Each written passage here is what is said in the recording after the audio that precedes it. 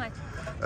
Sifana san arra Budapest serge injira sena addati Olympic championate jette baay'ee boonsaadha. Egaa kun beekamu har'a Budapestitti madaalaa nahasaa argateetta. Mee akkam ture dorgommiin har'a maasti dhagahame? Dorgommiin baay'ee bareeda ture.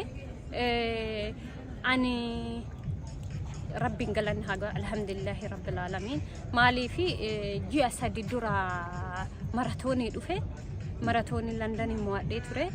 Namni tokko maratoonii yoo dhufe maratoonii yoo fiige at least ji'a tokko raftii fudhata.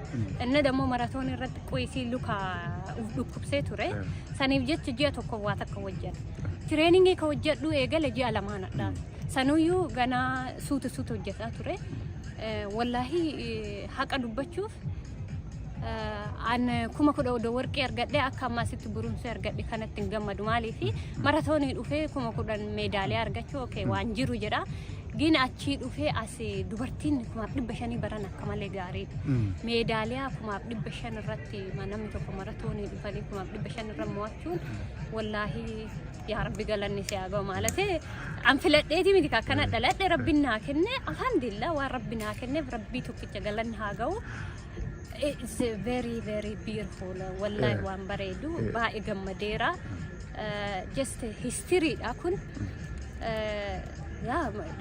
London marathonii majammaraa kee marathonii tasa himmoo dhawafii miti ka seena laaluuf seene tokkoffaa bahee hadda dammoo asitti kuma dhibbe meedaaliyaa argachuun odoo irratti hojjedhe akkam akka bakka guddaa bahu bara dhufu Oloompikiidha inshallah sirriitti hojjedhe irratti qophaayaa ummata koo baay'ee sin jaaladha rabbiinis na eegu.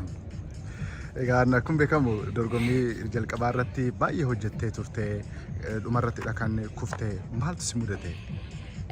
Haga dubbachuuf ganama fiigee ture 1500 Paurin baay'ee nadhagamee ture gara galgalaa irratti akka malee oo'aa ture duuba fiigaa ture akka jiruu kee irratti intiniin jaaladhu nama wal gaffa'u maalin jaaladhu dhumarraa baay'ee konfidensiin akkuma deemuun enerjiin nadhagamaa ture dura kabaabii duraa natti ulfaataa ture yoo 250 naafu deemeetiin ibbiyoo naafu muuvii yoo godhu yoo achiin anis oduma deemu gara line 2 deemu kun waan jiru dammoo atileetii hunduu barreen gaddaallee dubartiillee kun waan jiru kun waan ispoortii ta'eef namni hunduyyuu difeendii godha pozishinii isaa intaloon maal goote naftuma fiidde hippii kiyyatiin harka isii achi na gaffaate andammoo eerirra jira innan kufee anyway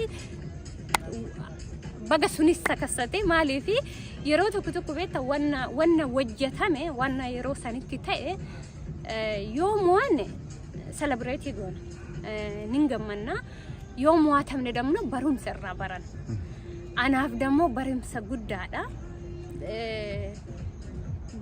wanna gaddanu dhagame tokko yoo liqimsine cimaa ta'aa deemna andammoo nan liqimseera inna dammoo waan biraa waan kompleenii godhun qabu rabbiin kiyya waa hedduu naa kenneera waa hedduu bileesii ta'eera alhamdulillah rabbiin galanni haa ga'u jedha.